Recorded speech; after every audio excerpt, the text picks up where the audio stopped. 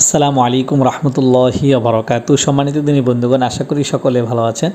আজকে খুব সুন্দর একটি ভিডিও নিয়ে হাজির হলাম। আশা করি ভিডিওটি লাস্ট পর্যন্ত অবশ্যই দেখবেন এবং আপনাদের মতামত জানাবেন। তো চলুন দেরি না করে মূল আলোচনায় যাওয়া যাক।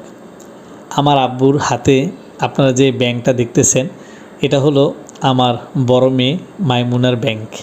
ও যখন ছোট থাকে তখন অল্প অল্প করে ওর নাম করেই এই ব্যাংকটা কিনা হয় এবং এই ব্যাংকের মধ্যে টাকা জমা করতে থাকি।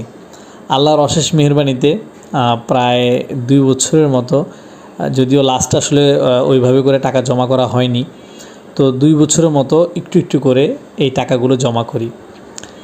ভেবেছিলাম হয়তোবা আমার বড় মেয়ের জন্য এই টাকা থেকে কিছু পরিমাণ স্বর্ণের গহনা বানানোর একটা চিন্তা ছিল, যে আরও কিছু টাকা দিয়ে হয়তোবা একটা গলার চেন বানিয়ে দিব। তো যাই হোক, ভাগ্যক্রমে আলহামদুলিল্লাহ আল্লাহ রাব্বুল আলামিন আমাকে আরেকটি মেয়ে দান করলো।